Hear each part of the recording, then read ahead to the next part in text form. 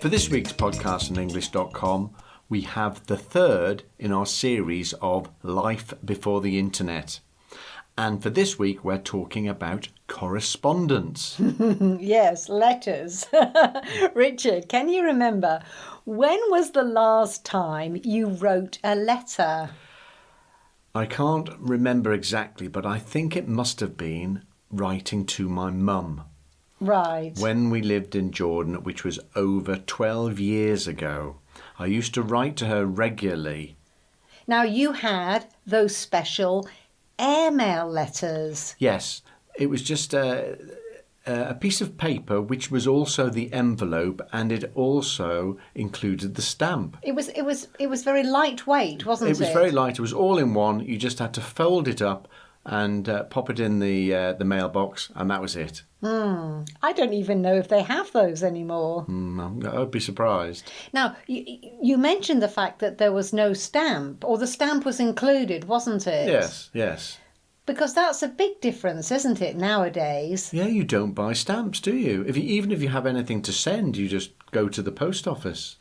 Because I remember as a small boy, I loved collecting stamps from everywhere. But no longer. So what about you then, Jackie? Well, what I do remember doing is sending regularly postcards to my parents. Oh, yes. When we were on holiday, or of course just the different places that we were working in. Postcards. Definitely. I think you can still buy postcards, can't you? Well, it's interesting, isn't it? Because postcards are still for sale. We see them, but I don't send postcards anymore because everything has changed. We use Facebook with an up-to-date regular account of what we're doing on our holiday. Yes, exactly. It's interesting because I don't write to my father at all anymore, letters or postcards. We communicate completely with video calls.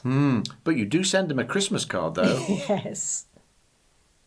Now, I do remember when I moved to live and work in Africa, which was for 5 years, I only wrote to my parents and a very few close friends, maybe 5 or 6 people. So do you think then you lost contact with people then because correspondence was so time-consuming? I think so, but I think it's because I only wrote to the people who were really important to me. So I think that nowadays I correspond with people more regularly. Yes, it's much easier as well. And there's more people you correspond with. Also with people who in the past, perhaps they wouldn't be in my address book. I'm in correspondence now, actually, with people I knew at primary school. Right. And I haven't seen them almost since then, 40 plus years ago. So it's completely different, Richard, now, isn't it, from when we were at school, when we were younger. Do you think it's all for the better now?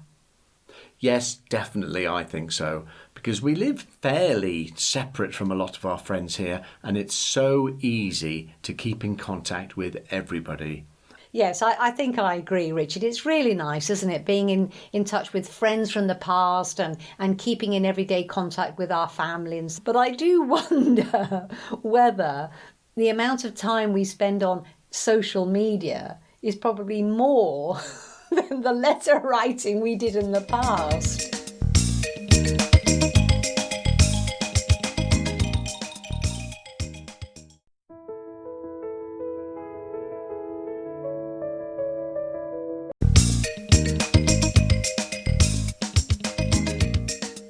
For this week's podcast on English.com, we have the third in our series of Life Before the Internet. And for this week, we're talking about correspondence. Yes, letters. Richard, can you remember, when was the last time you wrote a letter? I can't remember exactly, but I think it must have been writing to my mum. Right. When we lived in Jordan, which was over 12 years ago, I used to write to her regularly.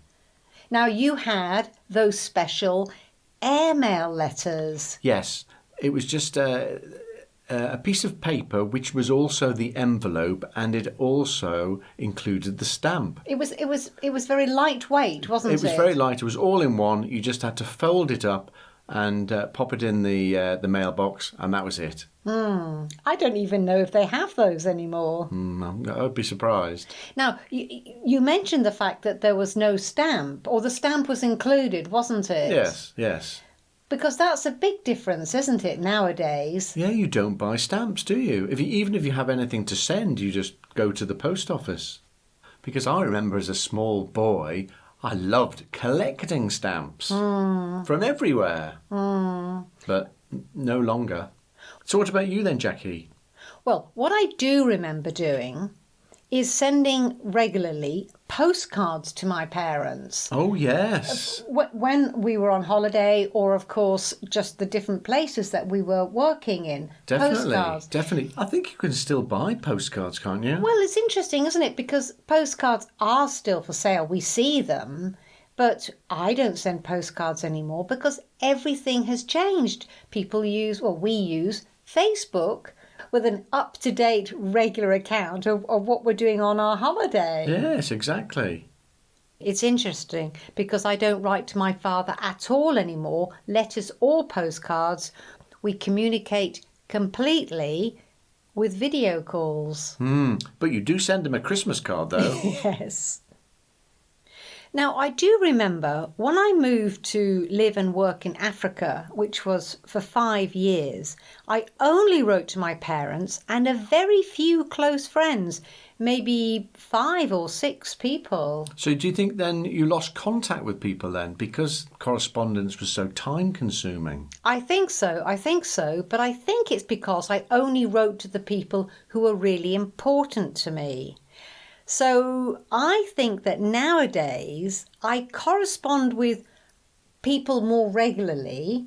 Yes, it's much easier as well. And there's more people you correspond with. Also with people who in the past, perhaps they wouldn't be in my address book. I'm in correspondence now, actually, with people I knew at primary school. Right. And I haven't seen them almost since then, 40 plus years ago.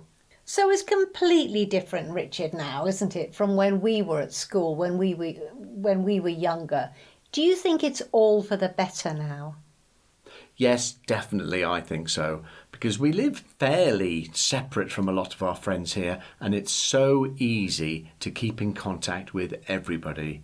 Yes, I think I agree, Richard. It's really nice, isn't it, being in touch with friends from the past and keeping in everyday contact with our families. But I do wonder whether the amount of time we spend on social media is probably more than the letter writing we did in the past.